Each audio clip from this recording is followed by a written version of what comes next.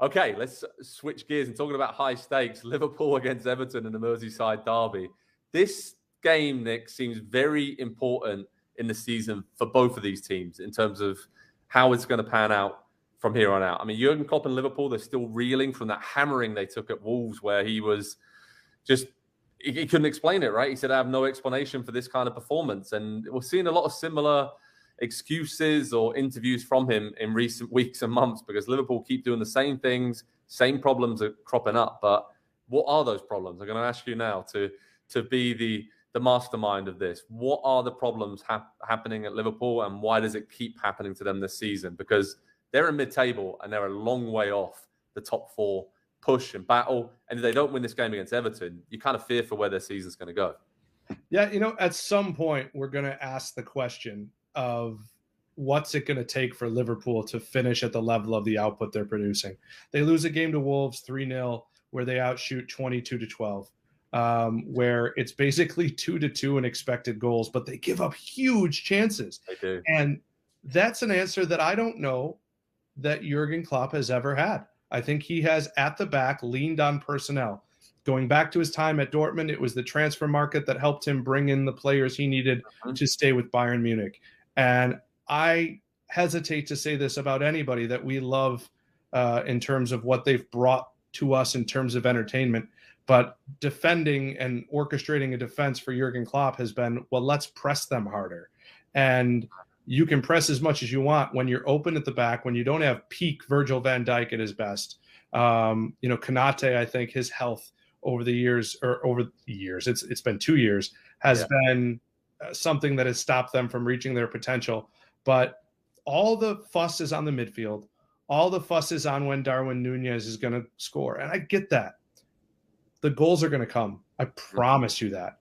The midfield is better than we believe. It needs to be fixed, but it's better than we believe. They can't give up these gaping chances, and they continue to do so. 6 big chances for Wolves in that game, according to FOTMOB.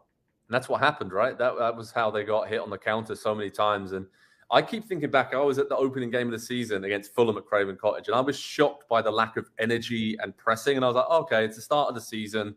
Been a weird preseason, all the rest of it. Maybe this is just a bit of a one-off. We can't read into too much early in the season. But that's carried on, Nick. That whole malaise generally around Liverpool's performances, especially in midfield, I think is the key to all of this. I was looking back at the video and looking out how they lost the second and third balls in midfield against Wolves so many times. It just made sloppy errors. And then Wolves, I think most Premier League teams now have got this blueprint where they hit a long ball, a diagonal in behind. They were looking for Traore. He set up Neves, who's then running off Thiago for that goal. And it's just a lack of awareness. Yeah. And also it's that lack of energy in midfield to press. Even if they're doing the first press, the secondary press is always there. Henderson or Fabinho or whoever was leading that. And it just isn't happening this season. They cannot hang with the tactics that have worked so well for them previously. And maybe that's a general Premier League thing. I think teams are getting better at playing around the press and figuring out how to get over that high press initially. So I don't know if this is an easy fix overnight. I don't know if this is a fix that Jurgen Klopp can ever really do without changing the personnel. And maybe that's it. Maybe we spoke about it a lot with Liverpool this season, right? Maybe it is the fact that the players they stuck with, rightly so, all the success they've had over the years, have they all just kind of gone over the hill together at the same time? Henderson, Van Dijk, Matip.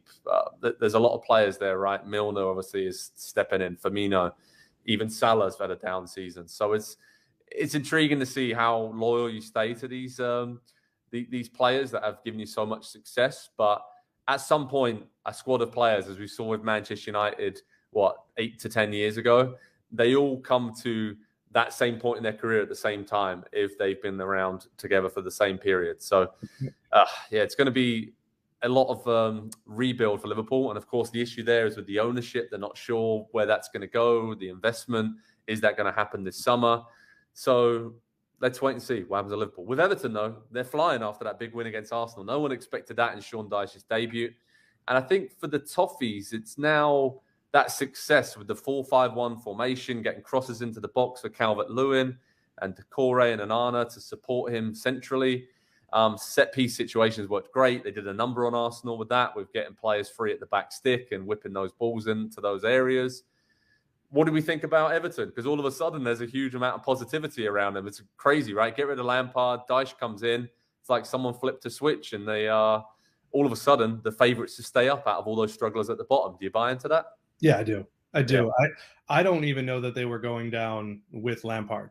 Just think, Yeah. And you guys at times have disagreed with me, and I understand, but there's just too much a mixture of experience and talent there. And Onana, who we've seen, I mean, he's got another level to him.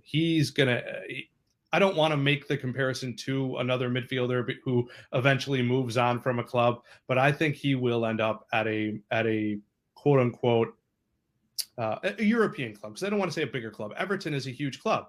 Yeah. And that kind of goes to my main point here. There's a movie. It's a little bit old for you. It's called Dirty Work, and it's got these two friends played by Artie Lang and Norm Macdonald. And Artie Lang is sitting there in a bar, and he goes, looks like we got ourselves a fight, Mitch. And Norm goes, great, it's fighting time. Can I be on their side? And that's what we have seen a lot from Everton. And it's almost like Sean Dyche walked in and said, hey guys, I'm going to teach you how to fight. And it took like that. And the fact that it took like that reminded you that guys like Connor Cody, James Tarkowski, who obviously has his experience with Dyche, Seamus Coleman, guys who have been through the wars, who love their club and love the opportunity in front of them, they can do this job. And it's just a matter of, we will learn, I believe, that Sean Dyche is going to get them out of trouble. We will just learn what's it like when Sean Dyche has ingredients. Because I remember on NBC, our old Sports World thing, that Joe Posnanski wrote an article talking about Burnley being a one light bulb club, that their resources were such that they might have been the smallest club to ever make the Premier League. Well, now we see what Sean Dyche looks like at a club that can invest. And so I think they'll be safe. And I honestly can't wait to see what a Sean Dyche team who spends looks like this summer. Definitely. And even if they don't spend, like, they have a very good squad of players there that he's got the best of already, it seems. So, the key battle in this game for me, I mentioned there, Liverpool struggles in midfield. I think this Everton midfield can really cause them problems with Decore and Onana breaking forward to support. Then you've got Idrissa Gana Gueye just sitting in there and holding things. And I think they're very solid in that area. And then with Iwobi and McNeil out wide, they can whip in crosses for Calvert-Lewin to get on the end of. And I think they're going to cause Liverpool a lot of problems in this game. But they'll be more pragmatic. They'll sit back. Liverpool will be on the front foot. I think this is a good game for Liverpool to have, though, given their recent struggles. A Merseyside derby. And then, I think it's going to be interesting. It's going to be interesting to see that. So in terms of predictions for this game, what are you thinking? Well, I mean, it's at Anfield. So the only thing I really want to predict is a world record for yellow cards. I think this is going to be a street fight, because I mentioned that line before, it's fighting time. Liverpool will be ready for this. And if they're not ready for that, they're going to learn very, very early. I think this has the chance to be the most derbiest derby we watch this year. I think it's going to be tough. I wouldn't be surprised at 0-0 entertaining. I wouldn't be surprised at 0-0 where all we're talking about is what Jurgen Klopp says after the game. But I'm going to go with 1-1, assuming Everton finds a way to finish their chances. Absolutely. And that's the big thing. I'm going to go 2-1 to Liverpool. I think the big thing hinges here.